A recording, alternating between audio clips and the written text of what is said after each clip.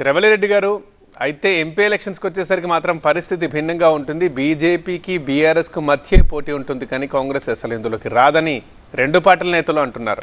ఎందుకలా అంటున్నారు? వాటి కేవలం రాజకీయ విమర్శలుగానే చూడాలా? పరిస్థితి ఎలా ఉంది?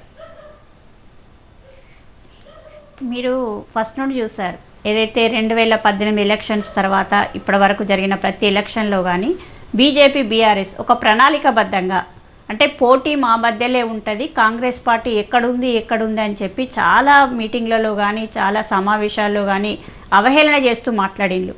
మరి వాళ్ళందరూ నవ్వుకున్న వాళ్ళు నవ్విన నాపచేనే పండుతుంది అన్నట్టుగా అనూహ్య రీతిలో కాదు, మాకు ఒక నమ్మకం ఉంది, 100% మేము 80 సీట్లతోటి అధికారంలోకి వస్తామని. కొన్ని సీట్లు ఏ రకంగా పోయినాయో మీకు తెలుసు, స్వల్పంగా ఓటమితోటి. ఆ రకంగా అధికారంలోకి వచ్చాం కాబట్టి ఇప్పుడు కూడా సేమ్ అదే స్ట్రాటజీలో ఇద్దరి మధ్యలో పోటీ ఉంటుంది, మేము ఇద్దరి మధ్యలోనే ప్రజల మధ్యలోకి ఏదో రకంగా చర్చలోకి వెళ్ళాలనే రీతిలో వాళ్ళిద్దరూ కూడా బలుకొని ఆ రకంగా మాట్లాడుతున్నారు. మనం చూసాం మొన్ననే కదా, అసలు 39 సీట్లకే పడిపోయిన బీఆర్ఎస్ పార్టీ చూసినాం ఏ రకంగా ఉందో.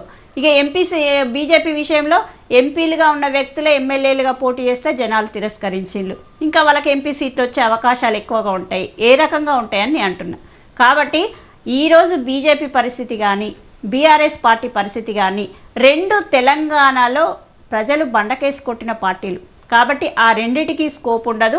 100% ఈరోజు ఎక్కువ మంది ఎంపీలు ఉంటే అధికారంలో కాంగ్రెస్ తెలంగాణ రాష్ట్రంలో ఉంది కాబట్టి ఎంపీలు కూడా ఎక్కువ మంది ఢిల్లీలో ఉంటే 100% అక్కడ నుండి వచ్చే నిధులు వస్తాయి, తెలంగాణ రాష్ట్రం డెవలప్ అవుతుందనే రీతిలో తెలంగాణ ప్రజలు ఆలోచిస్తారు. కాబట్టి ఆ రకంగా మాకు సీట్లు వస్తాయని అనుకోవడంలో తప్పు లేదు. 100% ప్రజల ఆశయం అదే ఉంది, ఆలోచన అదే ఉంది, మేము కూడా అదే రకంగా నమ్ముతున్నాం. సో